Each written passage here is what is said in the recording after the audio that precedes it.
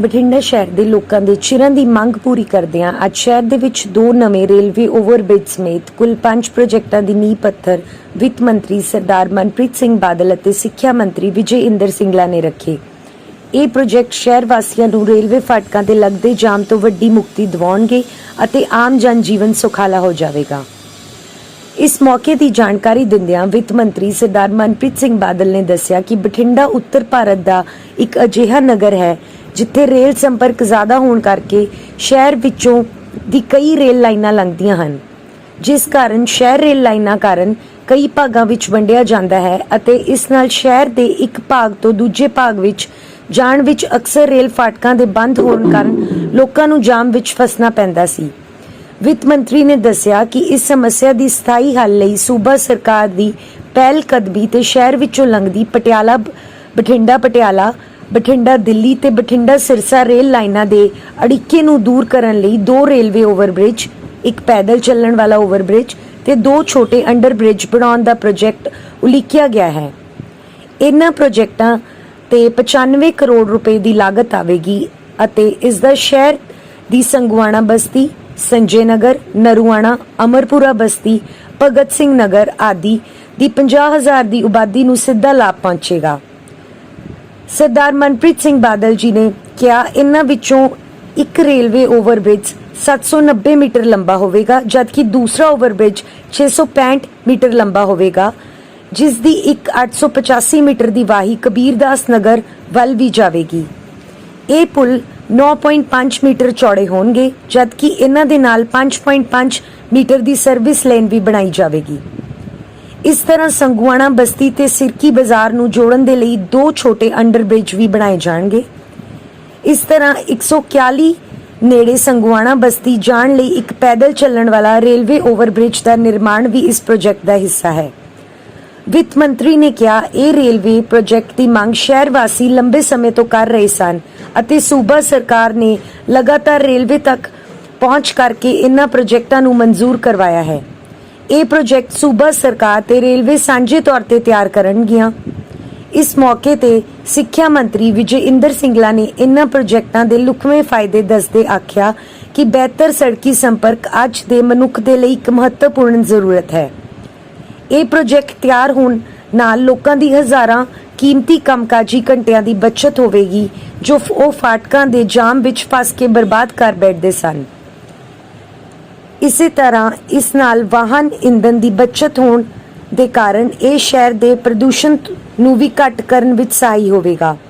ਉਹਨਾਂ ਨੇ ਕਿਹਾ ਕਿ ਮੁੱਖ ਮੰਤਰੀ ਕੈਪਟਨ ਅਮਰਿੰਦਰ ਸਿੰਘ ਦੀ ਅਗਵਾਈ ਵਾਲਾ ਸੂਬਾ ਸਰਕਾਰ ਰਾਜ ਦੇ ਬੁਨਿਆਦੀ ਢਾਂਚੇ ਨੂੰ ਮਜ਼ਬੂਤ ਕਰਨ ਨੂੰ ਤਰਜੀਹ ਦੇ ਰਹੀ ਹੈ ਕਿਉਂਕਿ ਰਾਜ ਦੀ ਬੁਨਿਆਦੀ ਢਾਂਚਾ ਹੀ ਸਰਵਪੱਖੀ ਵਿਕਾਸ ਦੀ ਨੀਂਹ ਬਣਦਾ ਹੈ।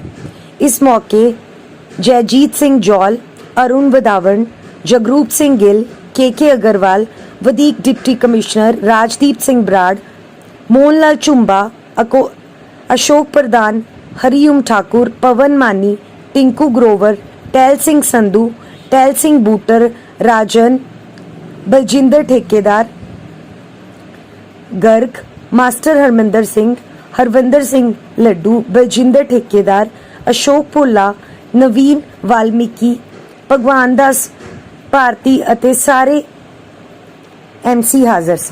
पंजाब के PWD मिनिस्टर मेरे छोटे भाई विजय इंदर सिंगला साहब का बड़ा मशहूर ਤੇ ਮਮਨੂਨ ਹੈ ਕਿ ਉਹਨਾਂ ਨੇ ਸਾਡੇ ਕਈ ਮੁੱਦਤਾਂ ਤੋਂ ਮੁੱਦਤ 10 ਸਾਲ ਨੂੰ ਕਹਿੰਦੇ ਮੁੱਦਤਾਂ ਤੋਂ ਇੱਕ ਸਾਡਾ ਕੰਮ ਲਮਕਦਾ ਆ ਰਿਹਾ ਸੀ।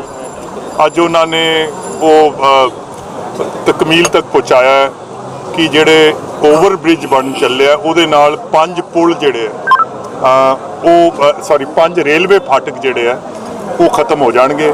ਇਹਦੇ ਨਾਲ ਇੱਕ ਸ਼ਹਿਰ ਦੀ ਬਹੁਤ ਵੱਡੀ ਆਬਾਦੀ, ਮੈਂ ਤਾਂ ਜੇ ਮੈਂ ਗਲਤ ਨਾ ਹੋਵਾਂ ਤਾਂ 40% ਆਬਾਦੀ ਜਿਹੜੀ ਕਿ ਮੇਨ ਸ਼ਹਿਰ ਨਾਲੋਂ ਕੱਟ ਚੁੱਕੀ ਸੀ, ਉਹ ਅਸੀਂ ਇੱਕ ਹਿੱਸਾ ਬਣ ਜਾਵਾਂਗੇ। ਸ਼ਹਿਰ ਦੀ ਤਰੱਕੀ ਜਿਹੜੀ ਹੈ ਉਹਨੂੰ 4 ਚੰਦ ਲੱਗ ਜਾਣਗੇ। ਅੱਜ ਉਹਨਾਂ ਨੇ ਉਸ ਬੜਾ ਪ੍ਰੈਸਟੀਜੀਅਸ ਪ੍ਰੋਜੈਕਟ ਸੀ ਪੰਜਾਬ ਸਰਕਾਰ ਦਾ ਤੇ ਬਠਿੰਡੇ ਸ਼ਹਿਰ ਦਾ, ਅੱਜ ਉਹਨਾਂ ਨੇ ਉਹਦਾ ਸੰਗੇ ਬੁਨਿਆਦ ਰੱਖਿਆ ਤਾਂ ਮੈਂ ਤਾਂ ਉਹਨਾਂ ਦਾ ਧੰਨਵਾਦ ਕਰ ਸਕਦਾ। ਹਾਲਾਂਕਿ ਇਹ ਗੱਲ ਕਿਸੇ ਨੂੰ ਨਹੀਂ ਪਤਾ, ਸਿਰਫ ਮੈਨੂੰ ਤੇ ਵਿਜੇ ਸਾਹਿਬ ਨੂੰ ਪਤਾ ਹੈ।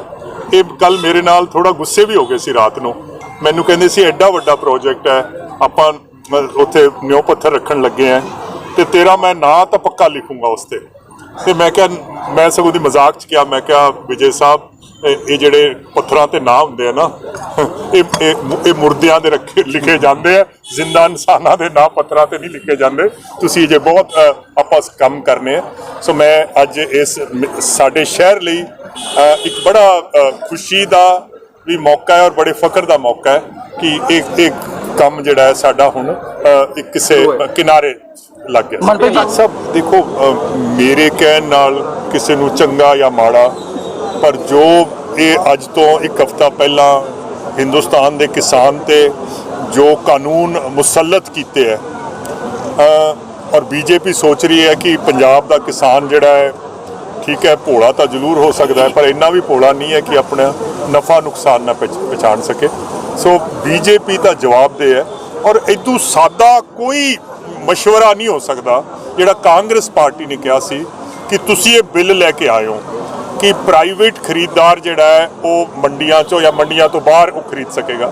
ਇਦੋਂ ਸਾਦਾ ਮੁਤਾਲਬਾ ਕੀ ਹੋ ਸਕਦਾ ਹੈ ਵੀ ਜਿਹੜਾ ਵੀ ਪ੍ਰਾਈਵੇਟ ਬੰਦਾ ਪੰਜਾਬ ਦੇ ਵਿੱਚੋਂ ਕਿਸਾਨ ਤੋਂ ਅਨਾਜ ਜਾਂ ਉਪਜ ਜਿਹੜੀ ਵੀ ਖਰੀਦਣ ਆਏਗਾ, ਤੁਸੀਂ ਇਸ ਕਾਨੂੰਨ ਦੇ ਵਿੱਚ ਇੱਕ ਕਲੌਜ਼ ਪਾ ਦਿਓ, ਇੱਕ ਪਾ ਦਿਓ ਵੀ MSP ਤੋਂ ਨੀਚੇ ਉਹ ਖਰੀਦ ਨਹੀਂ ਸਕਦਾ। ਜੇ MSP ਤੋਂ ਨੀਚੇ ਖਰੀਦੇਗਾ ਤੇ ਕਾਨੂੰਨੀ ਜੁਰਮ ਹੋਗਾ। ਜੇ ਬੀਜੇਪੀ ਇਸ ਗੱਲ ਨੂੰ ਤਸਲੀਮ ਕਰਨ ਨੂੰ ਤਿਆਰ ਨਹੀਂ ਤਾਂ ਫਿਰ ਭਾਵੇਂ ਟਰੈਕਟਰ ਤੇ ਚੜ ਜਾਣ ਤੇ ਭਾਵੇਂ ਹਵਾਈ ਜਹਾਜ਼ ਤੇ ਚੜ ਜਾਣ, ਕਿਸਾਨ ਕੰਸਟੀਚੁਐਂਸੀ ਦੇ ਵਿੱਚ ਇਹ ਗੱਲ ਕਾਟ ਨਹੀਂ ਕਰਨੀ। ਮੰਤਰੀ ਜੀ, ਸੁਖਬੀਰ ਬਾਦਲ ਕਹਿ ਰਹੇ, ਵਿਜੇ ਸਾਹਿਬ ਨੇ ਹੁਣੇ ਫਰਮਾਇਆ ਕਿ ਕੈਪਟਨ ਸਾਹਿਬ ਜਿਹੜੇ ਸਾਡੇ ਕਾਨੂੰਨੀ ਮੁਸ਼ੀਰ ਨੇ, ਜਿਹੜੇ ਟੌਪ ਲੀਗਲ ਬ੍ਰੇਨਸ ਹੈ, ਜਿਹੜੇ ਕਾਨੂੰਨਦਾਨ ਹੈ, ਉਹ ਸਾਰੇ ਚੰਡੀਗੜ੍ਹ ਬੈਠ ਕੇ ਔਰ ਇਹ ਜਿਹੜੇ ਕਾਲੇ ਕਾਨੂੰਨ ਜਿਹੜੇ ਹੈ ਇਹਨਾਂ ਤੋਂ ਪੰਜਾਬ ਨੂੰ ਕਿਵੇਂ ਬਚਾਇਆ ਜਾ ਸਕੇ, ਇਹ ਉਹਨਾਂ ਦਾ ਸਲਾਹ ਮਸ਼ਵਰਾ ਚੱਲ ਰਿਹਾ ਹੈ। ਸੜਕ ਤੇ ਆਉਣ ਨਾਲ, ਕਿਸੇ ਧਰਨੇ ਮੁਜ਼ਾਹਰੇ 'ਚ ਆਉਣ ਨਾਲ ਇਹ ਮਸਲਾ ਹੱਲ ਨਹੀਂ ਹੋਊਗਾ ਕਿਉਂਕਿ ਹੁਣ ਇਹ ਕਾਨੂੰਨ ਬਣ ਚੁੱਕਿਆ। ਇਹਨੂੰ ਸਾਈਡ ਸਟੈਪ ਕਿਵੇਂ ਕਰਨਾ ਹੈ ਔਰ ਪੰਜਾਬ ਦੇ ਲੋਕ ਜਾਣਦੇ ਹੈ 2-3 ਵਾਰੀ ਪੰਜਾਬ ਦੀ ਜਿਹੜੀ ਹਾਰੀ ਹੋਈ ਬਾਜ਼ੀ ਜਿਹੜੀ ਹੈ ਉਹ ਜੇ ਕੱਢੀ ਹੈ ਕਿਸੇ ਨੇ, SYL ਦੀ ਸੁਪਰੀਮ ਕੋਰਟ ਦਾ ਆਰਡਰ ਆ ਗਿਆ ਸੀ CRP ਫੌਜ ਲਾ ਕੇ ਨਹਿਰ ਬਣਾਓ। ਇਹ ਹਾਰੀ ਹੋਈ ਬਾਜ਼ੀ ਜਿਹੜੀ ਹੈ ਇਹ ਜਿੱਤ 'ਚ ਤਬਦੀਲ ਕੀਤੀ ਸੀ ਤਾਂ ਕਿਹਨੇ ਕੀਤੀ? ਕਾਂਗਰਸ ਪਾਰਟੀ ਨੇ ਕੀਤੀ ਔਰ ਕਾਂਗਰਸ ਪਾਰਟੀ ਦੇ ਜਿਹੜੇ CM ਕੈਪਟਨ ਅਮਰਿੰਦਰ ਸਿੰਘ ਨੇ ਕੀਤੀ। ਇਹੀ ਪੰਜਾਬ ਦੇ ਲੋਕ ਗਵਾਹ ਹੈ ਔਰ ਤੁਸੀਂ ਸਾਰੇ ਸ਼ਹਿਰ ਦੇ ਲੋਕ ਗਵਾਹ ਹੋ ਕਿ ਇੱਕ ਵਾਰੇ ਜਦੋਂ ਪੰਜਾਬ ਦੇ ਵਿੱਚ ਦਹਿਸ਼ਤਗਰਦੀ ਦਾ ਦੌਰ ਸੀ ਔਰ ਹਾਰੀ ਹੋਈ ਬਾਜ਼ੀ ਜਿਹੜੀ ਹੈ ਉਹ ਫੇਰ ਬਾਜ਼ੀ ਕੱਢੀ ਕਿਹਨੇ? ਉਹ ਕਾਂਗਰਸ ਪਾਰਟੀ ਨੇ ਕੱਢੀ ਤੇ ਪੰਜਾਬ ਦੇ CM ਸਰਦਾਰ ਬੇਅੰਤ ਸਿੰਘ ਨੇ ਕੱਢੀ। ਕਾਂਗਰਸ ਪਾਰਟੀ ਦਾ ਇੱਕ ਟਰੈਕ ਰਿਕਾਰਡ ਹੈ, ਜਦੋਂ ਵੀ ਪੰਜਾਬ ਤੇ ਕੋਈ ਵਿਪਤਾ ਪੈਂਦੀ ਹੈ, ਕੋਈ ਭੀੜ ਪੈਂਦੀ ਹੈ, ਉਸ ਭੀੜ ਤੋਂ ਜੇ ਕਿਸੇ ਨੇ ਕੋਈ ਪੱਟੀ ਮੱਲਮ ਕੋਈ ਕੀਤਾ ਹੈ ਤਾਂ ਕਾਂਗਰਸ ਪਾਰਟੀ ਨੇ ਕੀਤਾ। ਮੈਂ ਅੱਜ ਤੁਹਾਡੇ ਪ੍ਰੈਸ ਦੇ ਜ਼ਰੀਏ ਪੰਜਾਬ ਦੇ ਲੋਕਾਂ ਨੂੰ, ਖਾਸ ਕਰਕੇ ਕਿਸਾਨਾਂ ਨੂੰ ਕਹਾਂਗਾ, ਜੋ ਕਾਂਗਰਸ ਜਾਂ ਪੰਜਾਬ ਸਰਕਾਰ ਦੀ ਹੈਸੀਅਤ ਹੈ ਔਰ ਜੋ ਸਾਡੀ ਔਕਾਤ ਹੈ, ਕੋਈ ਹਰਬਾ ਨਹੀਂ ਛੱਡਾਂਗੇ ਕਿ ਇਹ ਜਿਹੜੇ ਕਾਨੂੰਨ ਹੈ ਇਹਨਾਂ ਨੂੰ ਅਸੀਂ ਰੱਦ ਨਾ ਕਰੀਏ। ਬਹੁਤ ਬਹੁਤ ਧੰਨਵਾਦ। Thank you. ਸਭ ਮੈਂ 2-3 ਵਾਰੀ ਪਹਿਲਾਂ ਵੀ ਇਹ ਬਿਆਨ ਕਰ ਚੁੱਕਿਆ, ਹੁਣ ਵਾਰੀ ਤਾਂ ਇਹ ਠੀਕ ਨਹੀਂ ਲੱਗਦਾ। ਅਕਾਲੀ ਦਲ ਦੀ ਜਿਹੜੀ ਰਾਜਨੀਤੀ ਸੀ ਉਹਦੀ ਬੁਨਿਆਦ 2 ਚੀਜ਼ਾਂ ਤੇ ਟਿਕੀ ਹੋਈ ਸੀ। ਇੱਕ ਤਾਂ ਉਹਨਾਂ ਦੀ ਬੁਨਿਆਦ ਟਿਕੀ ਹੋਈ ਸੀ ਕਿ ਉਹ ਆਪਣੇ ਆਪ ਨੂੰ ਕਹਿੰਦੇ ਸੀ ਕਿ ਅਸੀਂ ਸਿੱਖ ਧਰਮ ਦੇ ਮੁਹਾਫਿਜ਼ ਹੈ, ਅਸੀਂ ਜਿਹੜੇ ਸਿੱਖ ਇਸ਼ੂਜ਼ ਹੈ ਜਾਂ ਸਿੱਖ ਧਰਮ ਦੇ ਜਿਹੜੇ ਮਸਲੇ ਹੈ ਉਹ ਆਪਣੇ ਆਪ ਨੂੰ ਸੈਲਫ ਅਪਾਇੰਟਡ ਉਸ ਦੀ ਸਿਆਸੀ ਜਮਾਤ ਗਿਣਦੇ ਸੀ।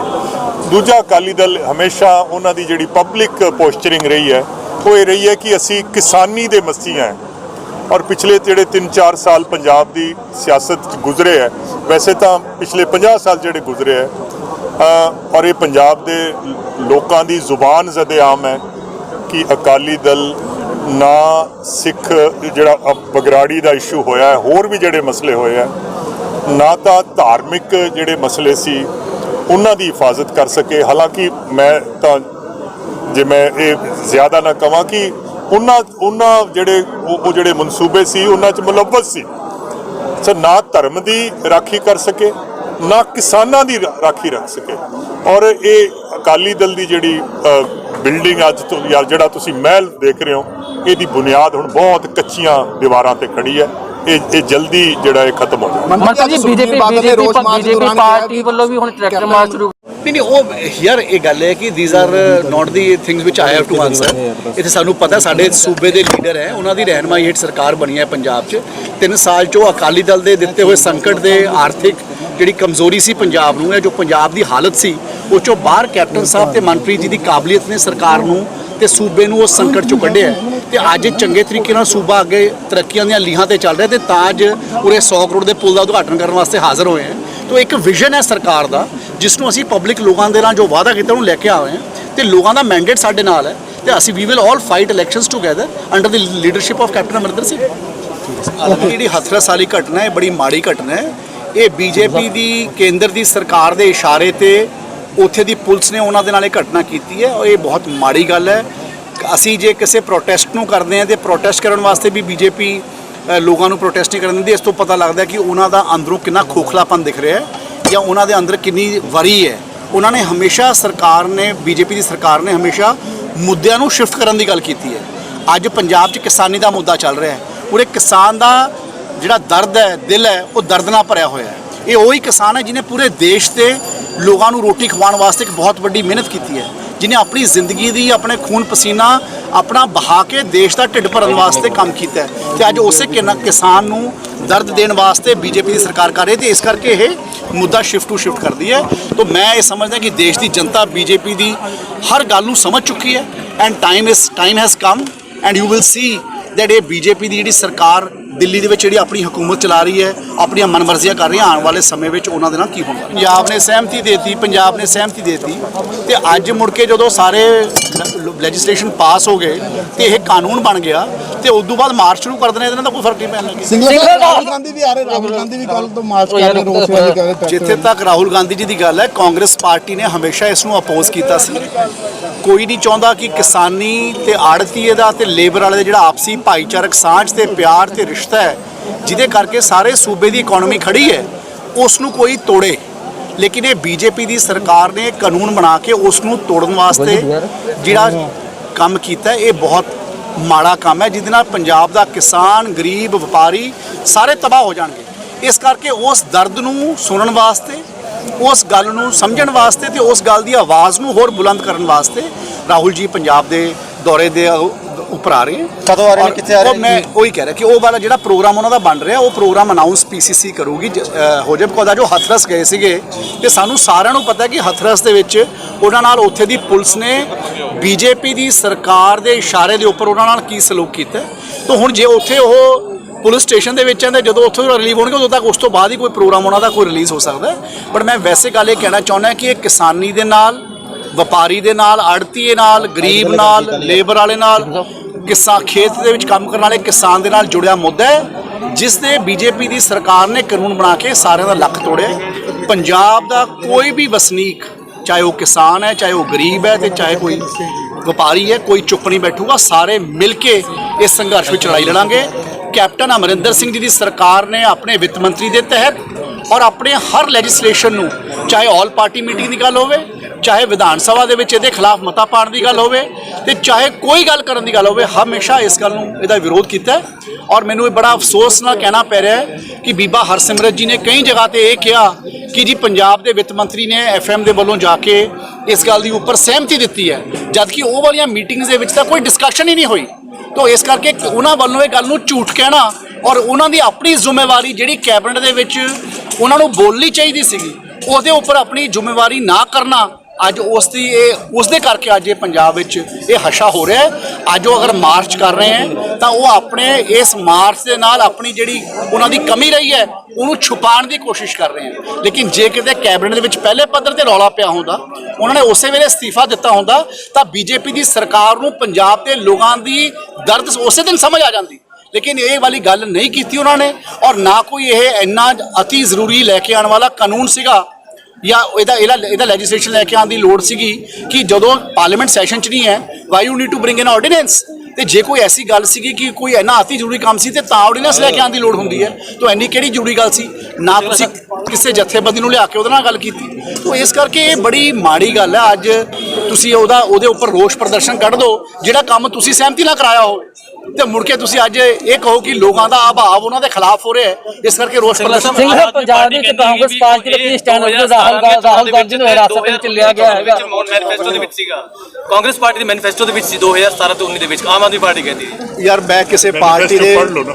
ਮੈਂ ਉਹ ਨਹੀਂ ਦੱਸ ਰਿਹਾ। ਅੱਜ ਤਾਂ ਮੈਂ ਦੱਸ ਦੋ ਮੜਾ ਜਿਹੜਾ ਮੈਂ ਵੈਸੇ ਗੱਲ ਦੱਸ ਰਿਹਾ, ਮੈਂ ਕਿਸੇ ਪਾਰਟੀ ਨੇ ਕੀ ਕਹਿਣਾ ਹੈ ਉਹਦੇ ਬਾਰੇ ਮੈਨੂੰ ਇਸ ਕਰਕੇ ਕਮੈਂਟ ਕਰਨ ਦੀ ਲੋੜ ਨਹੀਂ ਕਿ ਮੈਨੂੰ ਪਤਾ ਕਿ ਮੇਰੀ ਪਾਰਟੀ ਕੀ ਕਰਦੀ ਹੈ, ਮੈਨੂੰ ਪਤਾ ਕਿ ਮੇਰੀ ਸਰਕਾਰ ਨੇ ਕੀ ਕੀਤਾ ਹੈ, ਮੈਨੂੰ ਪਤਾ ਕਿ ਅਸੀਂ ਸਰਕਾਰ ਵਿੱਚ ਬੈਠ ਕੇ ਕੀ ਚੀਜ਼ਾਂ ਦੇ ਫੈਸਲੇ ਕਰਦੇ ਹਾਂ। ਆ ਮਨਪ੍ਰੀਤ ਬਾਦਲ ਜੀ ਬੈਠੇ ਆ, ਮੈਨੀਫੈਸਟੋ ਇਹਨਾਂ ਨੇ ਲਿਖਿਆ ਸੀ, ਉਸ ਦੇ ਬਾਰੇ ਚਾਨਣਾ ਇਹ ਵੀ ਚੰਗੇ ਤਰੀਕੇ ਨਾਲ ਪਾ ਦੇਣਗੇ ਕਿ 2017 ਦੇ ਮੈਨੀਫੈਸਟੋ 'ਚ ਕੀ ਲਿਖਿਆ ਸੀ।